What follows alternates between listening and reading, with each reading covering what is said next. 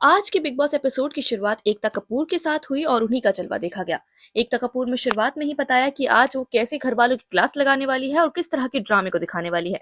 एकता कपूर ने सभी घर वालों से मुलाकात की और उनको वन बाय वन चुन के उनके बारे में बताया कि वो घर में क्या कर रहे हैं, बाहर कैसे दिख रहे हैं, उनको क्या चीज बदलनी चाहिए। सबसे पहले उन्होंने चाहत और विवियन को एक सीन दिया नागिन का और उनसे वो सीन करवाया, एक्ट करवाया, जिसके बाद ये काफी फनी मोमेंट भी बना था, लेकिन मजेदार भी था।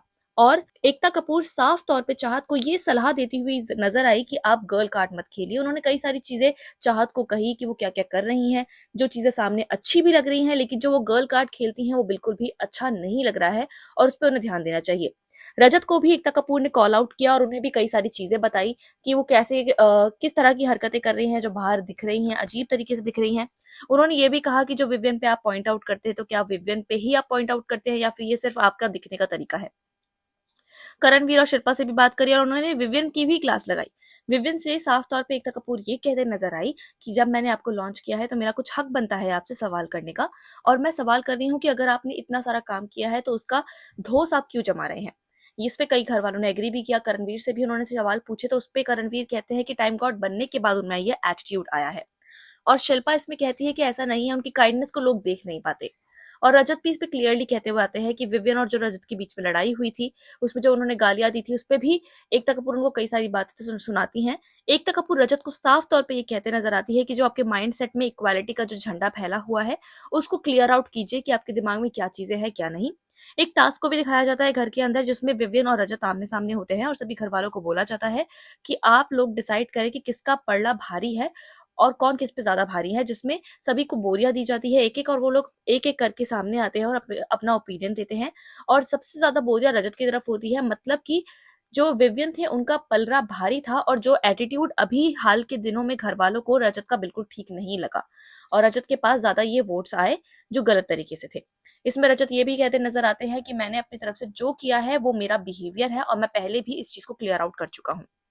एक फन मोमेंट भी इसके अंदर होता है जिसमें अविनाश का डांस दिखाया जाता है शर्टलेस, जो एक फन मोमेंट था। लेकिन इसके बाद जितनी भी चीजें हुई जो एकता कपूर ने कही घर वालों को, उसमें आईना दिखाना था। इसके बाद एकता कपूर सारा को भी कई सारी चीजें पॉइंट आउट करती हैं, कैसे उन्होंने अविनाश को ट्रिगर करने की कोशिश की, क्या कुछ वो एलिस और ईशा को कह रही थी, पति पत्नी और वो वाली बात भी उन्होंने निकाली। और उन्होंने कहा कि अगर आप वुमेन एम्पावरमेंट की बात करती हैं और एक महिला हो के आगे अपने आप को रिप्रेजेंट कर रही हैं, तो इस तरीके से आपका बात करना किसी भी चीज से सही नहीं लग रहा है और अविनाश को बार बार बेबी के जैसे दिखना वो सही नहीं है और आपने ये सब क्यों किया।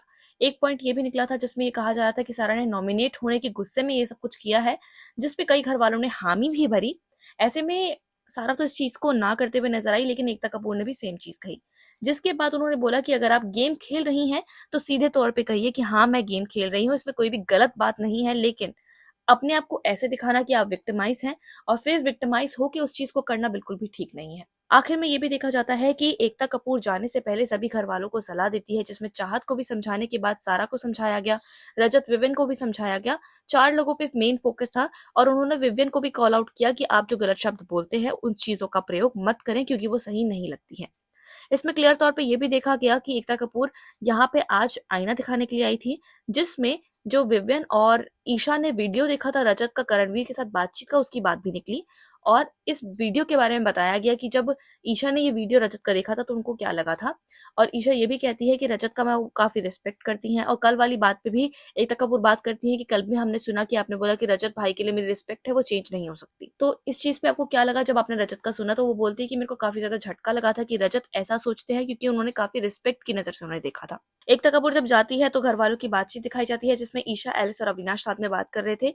और एलिस और अविनाश ईशा से पूछते हैं कि तुमने हमें वीडियो के बारे में क्यों नहीं बताया? तो ईशा बोलती है कि मैं सही मौके का इंतजार कर रही थी जो आज था, इसीलिए हमने आज के लिए बचा के रखा था। जिसके बाद ईशा बताती है कि उन्होंने वीडियो में क्या देखा, करणवीर को वो क्या कुछ कह रहे थे।